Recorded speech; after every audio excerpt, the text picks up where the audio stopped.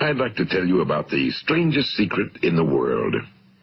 Some years ago, the late Nobel Prize-winning Dr. Albert Schweitzer was being interviewed in London, and a reporter asked him, "Doctor, what's wrong with men today?" And the great doctor was silent a moment, and then he said, "Men simply don't think." It's about this that I want to talk with you. We live today in a golden age. This is an era that man has looked forward to, dreamed of, and worked toward for thousands of years. But since it's here, we pretty well take it for granted. We in America are particularly fortunate to live in the richest land that ever existed on the face of the earth, a land of abundant opportunity for everyone. But you know what happens? Well, let's take 100 men who start even at the age of 25. Do you have any idea what will happen to those men by the time they're 65? These 100 men who all start even at the age of 25 believe they're going to be successful. If you ask any one of these men if he wanted to be a success, he'd tell you he did. And you'd notice that he was eager toward life, that there was a certain sparkle to his eye, an erectness to his carriage, and life seemed like a pretty interesting adventure to him. But by the time they're 65, 1 will be rich. 4 will be financially independent. 5 will still be working. 54 will be broke. Now think a moment. Out of the 100, only 5 make the grade. Now why do so many fail? What has happened to the sparkle that was there when they were 25? What's become of the dreams, the hopes, the plans? And why is there such a large disparity between what these men intended to do and what they actually accomplished? When we say about 5% achieve success, we have to define success. And here's the best definition I've ever been able to find. Success is the progressive realization of a worthy ideal. If a man is working toward a predetermined goal and knows where he's going, that man is a success. If he's not doing that, he's a failure. Success is the progressive realization of a worthy ideal. Rollo May, the distinguished psychiatrist, wrote a wonderful book called Man's Search for Himself. And in this book he says, the opposite of courage in our society is not cowardice. It is conformity. And there you have the trouble today. It's conformity, people acting like everyone else without knowing why, without knowing where they're going. Now think of it. In America right now, there are over 18 million people 65 years of age and older. And most of them are broke. They're dependent on someone else for life's necessities. Now, we learn to read by the time we're 7. We learn to make a living by the time we're 25. Usually by that time, we're not only making a living, we're supporting a family. And yet by the time we're 65, we haven't learned how to become financially independent in the richest land that has ever been known. Why? We conform. And the trouble is that we're acting like the wrong percentage group, the 95 who don't succeed. Now, why do these people conform? Well, they really don't know. These people believe that their lives are shaped by circumstances, by things that happen to them, by exterior forces. They're outer-directed people. A survey was made one time that covered a lot of men, working men, and these men were asked, "Why do you work? Why do you get up in the morning?" 19 out of 20 had no idea. If you ask them, they'll say, well, everyone goes to work in the morning, and that's the reason they do it, because everyone else is doing it. Now let's get back to our definition of success. Who succeeds? The only person who succeeds is the person who is progressively realizing a worthy ideal. He's the person who says, I'm going to become this, and then begins to work toward that goal. I'll tell you who the successful people are. A success is the school teacher who's teaching school because that's what he or she wants to do. The success is the woman who's a wife and mother because she wanted to become a wife and mother and is doing a good job of it. The success is the man who runs the corner gas station because that was his dream. That's what he wanted to do. The success is the successful salesman who wants to become a top-notch salesman and grow and build with his organization. A success is anyone who is doing deliberately a predetermined job because that's what he decided to do deliberately. But only 1 out of 20 does that. That's why today there isn't really any competition unless we make it for ourselves. Instead of competing, all we have to do is create. You know, for 20 years, I looked for the key which would determine what would happen to a human being. Was there a key I wanted to know which would make the future a promise that we could foretell to a large extent? Was there a key that would guarantee a person's becoming successful if he only knew about it and knew how to use it? Well, there is such a key, and I've found it.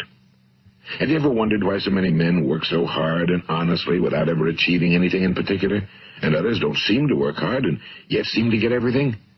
They seem to have the magic touch. You've heard them say that about someone. Everything he touches turns to gold.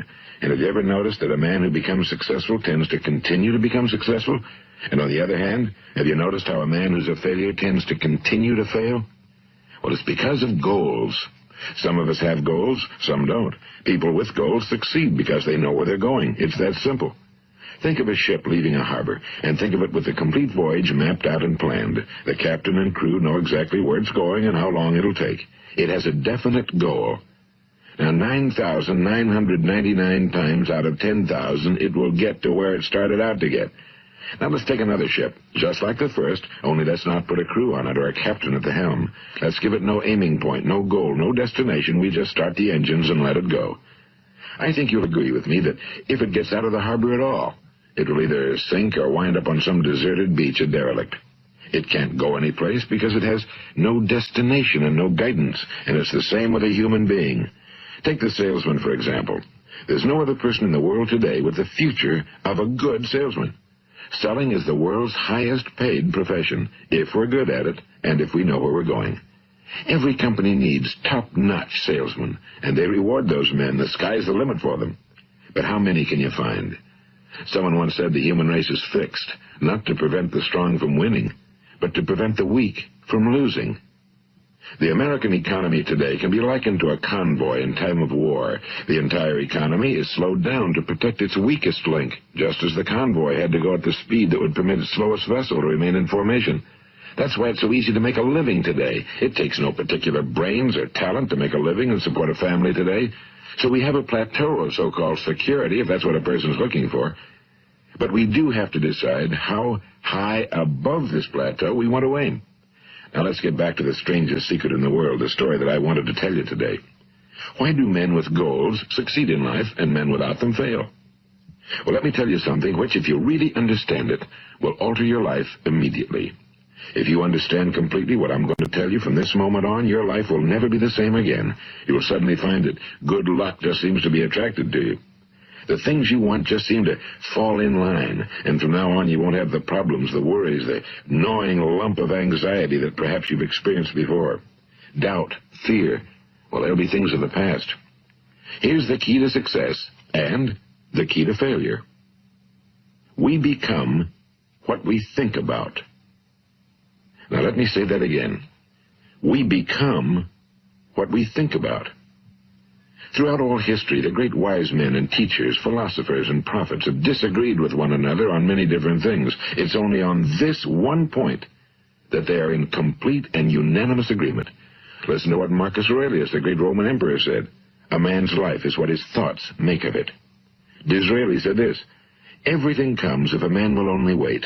I've brought myself by long meditation to the conviction that a human being with a settled purpose must accomplish it, and that nothing can resist a will that will stake even existence for its fulfillment.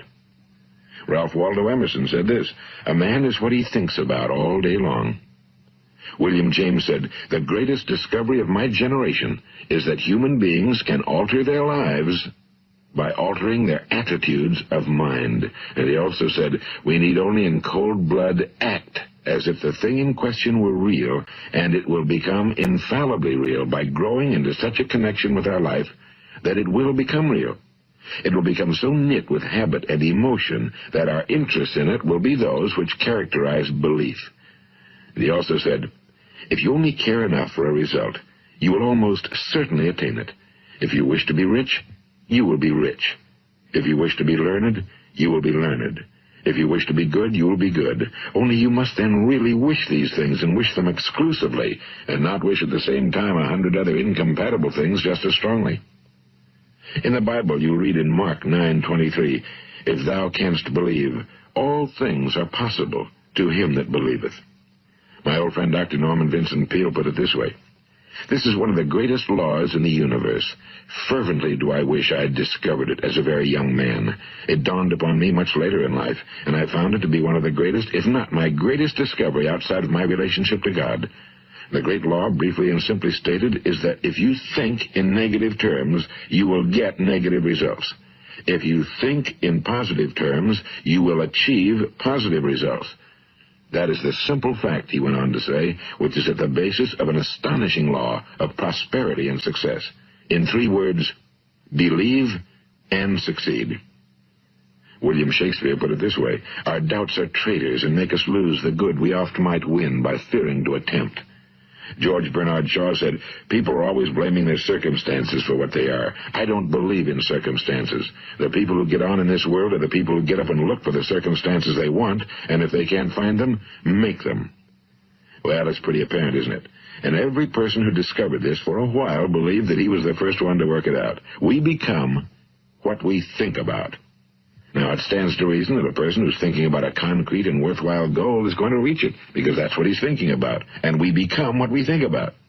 Conversely, the man who has no goal, who doesn't know where he's going, and whose thoughts must therefore be thoughts of confusion and anxiety and fear and worry, becomes what he thinks about. His life becomes one of frustration and fear and anxiety and worry. And if he thinks about nothing, he becomes nothing. Now, how does it work? Why do we become what we think about? Well, I'll tell you how it works as far as we know. Now, to do this, I want to tell you about a situation that parallels the human mind. Suppose a farmer has some land, and it's good fertile land. Now, the land gives the farmer a choice. He may plant in that land whatever he chooses. The land doesn't care. It's up to the farmer to make the decision. Now, remember, we're comparing the human mind with the land because the mind, like the land, doesn't care what you plant in it. It will return what you plant, but it doesn't care what you plant. Now, let's say that the farmer has 2 seeds in his hand. One is a seed of corn. The other is nightshade, a deadly poison. He digs 2 little holes in the earth, and he plants both seeds, one corn, the other nightshade. He covers up the holes, waters, and takes care of the land, and what will happen? Invariably, the land will return what's planted. As it's written in the Bible, as ye sow, so shall ye reap.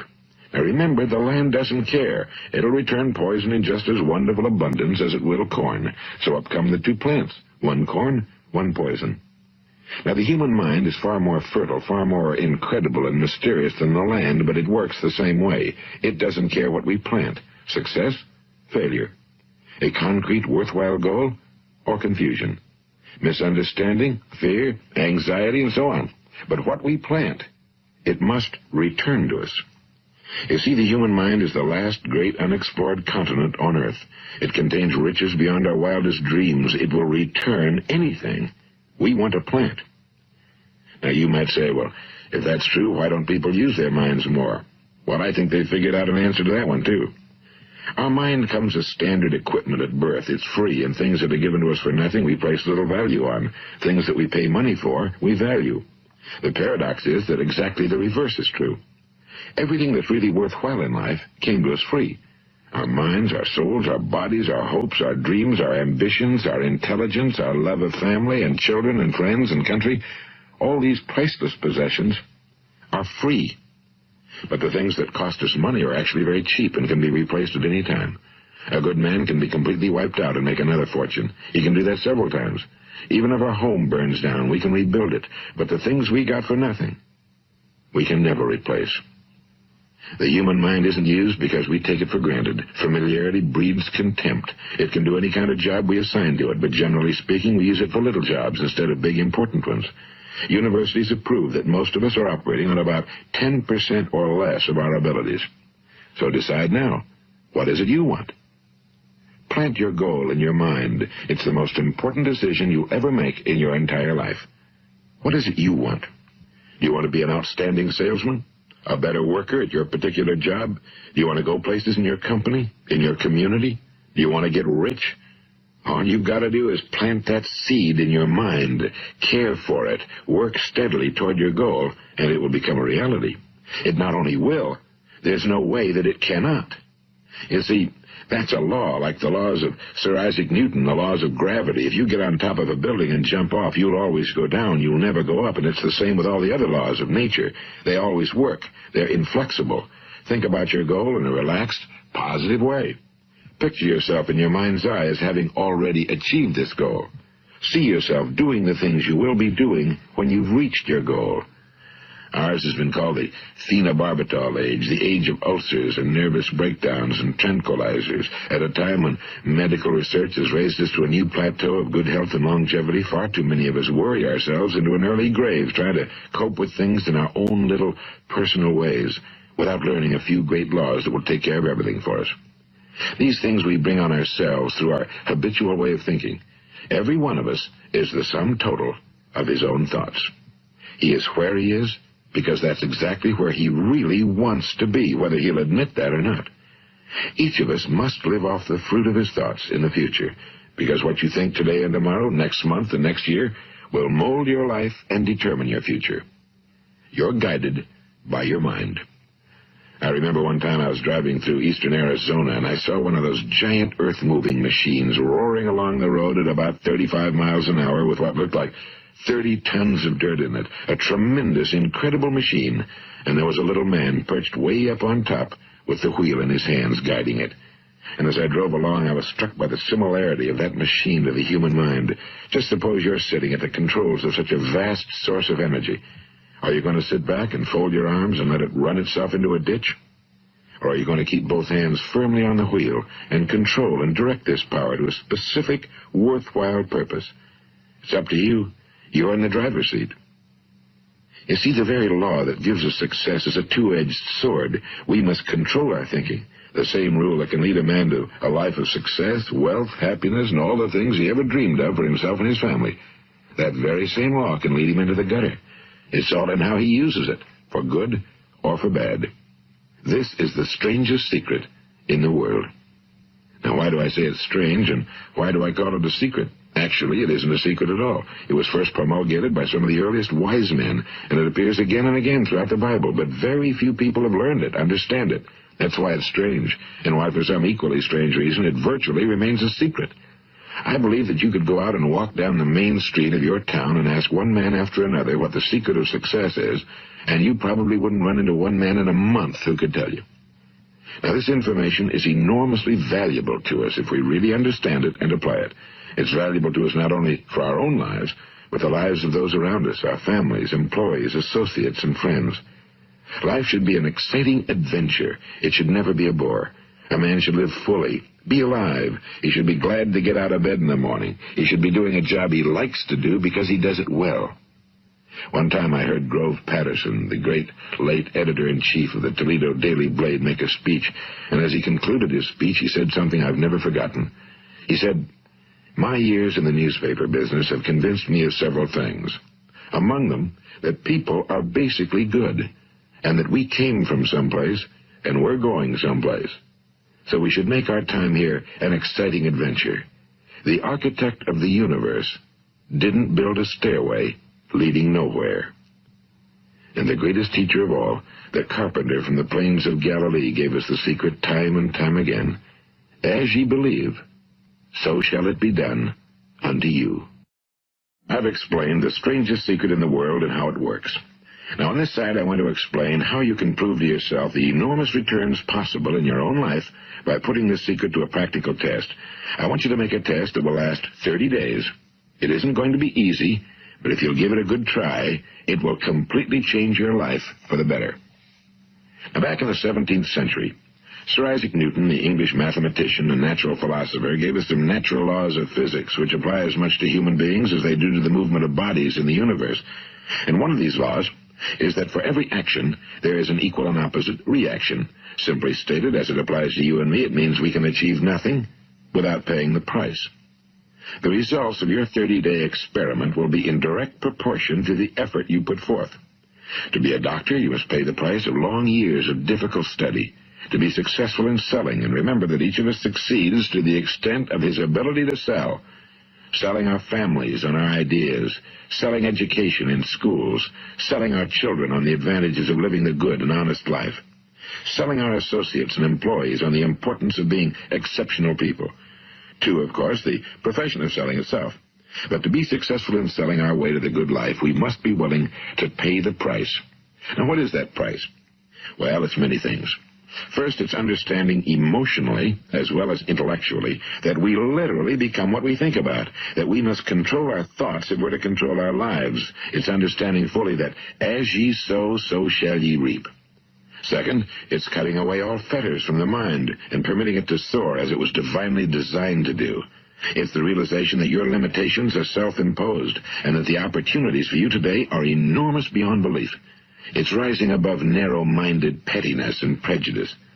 And third, it's using all your courage to force yourself to think positively on your own problem, to set a definite and clearly defined goal for yourself, to let your marvelous mind think about your goal from all possible angles, to let your imagination speculate freely upon many different possible solutions, to refuse to believe that there are any circumstances sufficiently strong to defeat you in the accomplishment of your purpose, to act promptly and decisively when your course is clear, and to keep constantly aware of the fact that you are, at this moment, standing in the middle of your own acres of diamonds, as Russell Conwell used to point out. And fourth, save at least 10% of every dollar you earn. It's also remembering that no matter what your present job, it has enormous possibilities, if you're willing to pay the price. Now let's just go over the important points in the price each of us must pay to achieve the wonderful life that can be ours. It is, of course, worth any price. 1. You will become what you think about. 2. Remember the word imagination and let your mind begin to soar. 3. Courage. Concentrate on your goal every day. 4. Save 10% of what you earn. And 5. Action. Ideas are worthless unless we act on them. Now, I'll try to outline the 30-day test I want you to make. Keep in mind that you have nothing to lose by making this test and everything you could possibly want to gain. There are two things that may be said of everyone. Each of us wants something, and each of us is afraid of something. I want you to write on a card what it is you want more than anything else. It may be more money. Perhaps you'd like to double your income or make a specific amount of money. It may be a beautiful home. It may be success at your job. It may be a particular position in life. It could be a more harmonious family. Each of us wants something. Now write down on your card specifically what it is you want. Make sure it's a single goal and clearly defined. You needn't show it to anyone, but carry it with you so that you can look at it several times a day.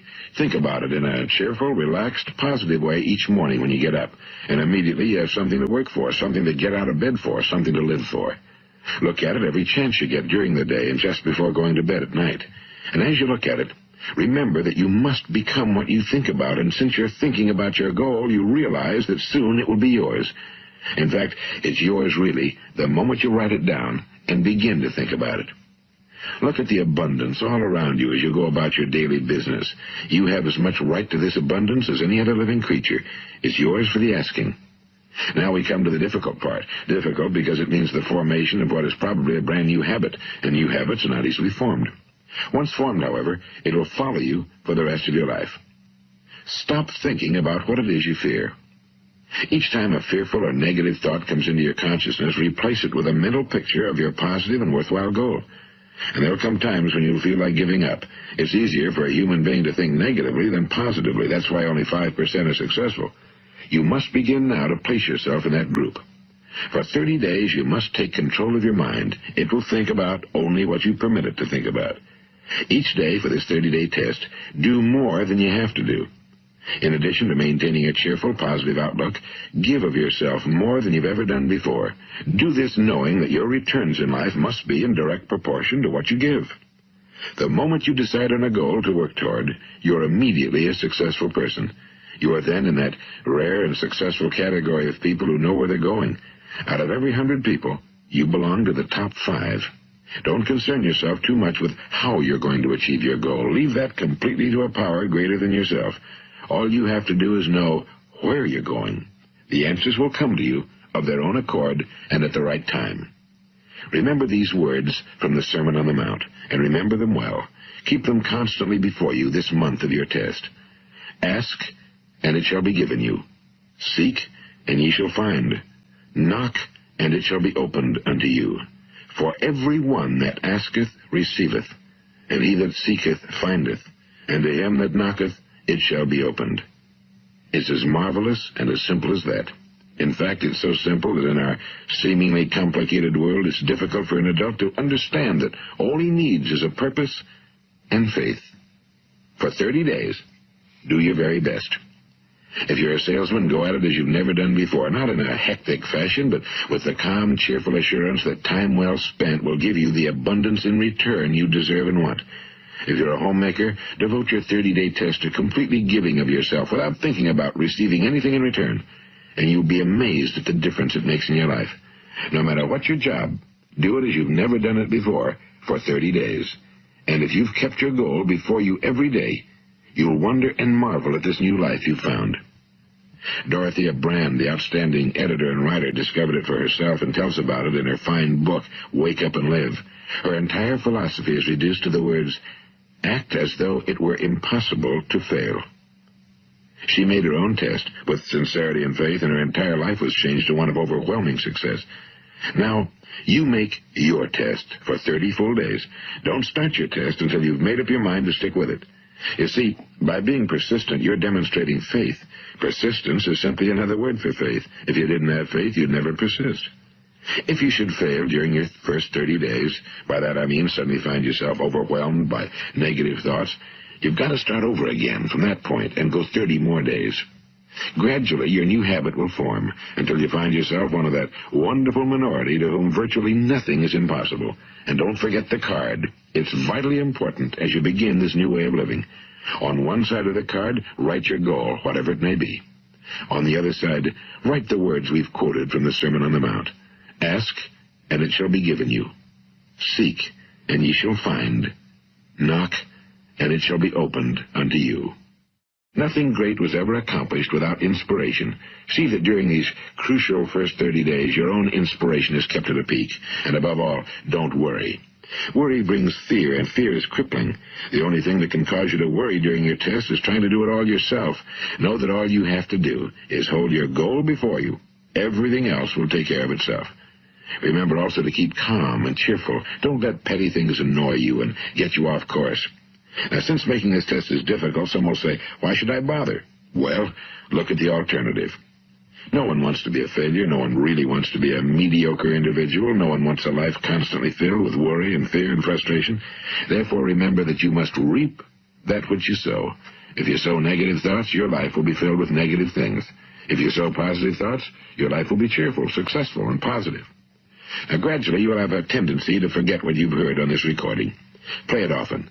Keep reminding yourself of what you must do to form this new habit. Gather your whole family around at regular intervals and listen to what's been said here. You know, most men will tell you that they want to make money without understanding the law.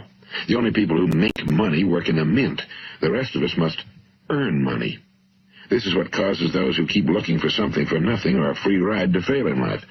The only way to earn money is by providing people with services or products which are needed and useful. We exchange our time and our product or service for the other man's money. Therefore, the law is that our financial return will be in direct proportion to our service. Now, success is not the result of making money. Making money is the result of success, and success is in direct proportion to our service.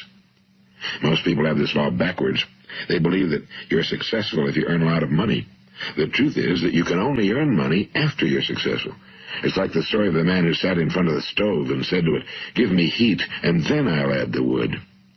How many men and women do you know, or do you suppose there are today, who take the same attitude toward life? There are millions. We've got to put the fuel in before we can expect heat. Likewise, we've got to be of service first before we can expect money. Don't concern yourself with the money. Be of service, build, work, dream, create. Do this, and you'll find there's no limit to the prosperity and abundance that will come to you. Prosperity, you know, is founded upon a law of mutual exchange. Any person who contributes to prosperity must prosper in turn himself. Sometimes the return will not come from those you serve, but it must come to you from someplace, because that's the law. For every action, there is an equal and opposite reaction. As you go daily through your 30-day test period, remember that your success will always be measured by the quality and quantity of service you render, and money is a yardstick for measuring this service. No man can get rich himself unless he enriches others. Now, there are no exceptions to a law. You can drive down any street in America and from your car estimate the service that's being rendered by the people living on that street. Had you ever thought of this yardstick before? It's interesting.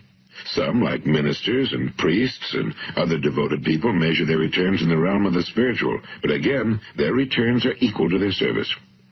Once this law is fully understood, any thinking person can tell his own fortune. If he wants more, he must be of more service to those from whom he receives his return. If he wants less, he has only to reduce his service. This is the price you must pay for what you want. If you believe you can enrich yourself by deluding others, you can end only by deluding yourself. It may take some time, but just as surely as you breathe, you'll get back what you put out. Don't ever make the mistake of thinking you can avert this. It's impossible. The prisons and the streets where the lonely walk are filled with people who tried to make new laws just for themselves. We may avoid the laws of man for a while, but there are greater laws that cannot be broken. An outstanding medical doctor recently pointed out 6 steps that will help you realize success. 1. Set yourself a definite goal. 2. Quit running yourself down. 3. Stop thinking of all the reasons why you cannot be successful and instead think of all the reasons why you can. 4. Trace your attitudes back through your childhood and try to discover where you first got the idea you couldn't be successful, if that's the way you've been thinking. 5. Change the image you have of yourself by writing out a description of the person you would like to be. And 6. Act the part of the successful person you have decided to become. The doctor who wrote those words is a noted West Coast psychiatrist, Dr. David Harold Fink. Do what the experts since the dawn of recorded history have told you must do. Pay the price by becoming the person you want to become. It's not nearly as difficult as living unsuccessfully. Make your 30-day test, then repeat it again, and each time it will become more a part of you until you'll wonder how you could ever have lived any other way. Live this new way and the floodgates of abundance will open and pour over you more riches than you may have dreamed existed. Money? Yes, lots of it. But what's more important, you'll have peace. You'll be in that wonderful minority who lead calm, cheerful, successful lives. Start today. You have nothing to lose, but you have a whole life to win. This is Earl Nightingale, and thank you.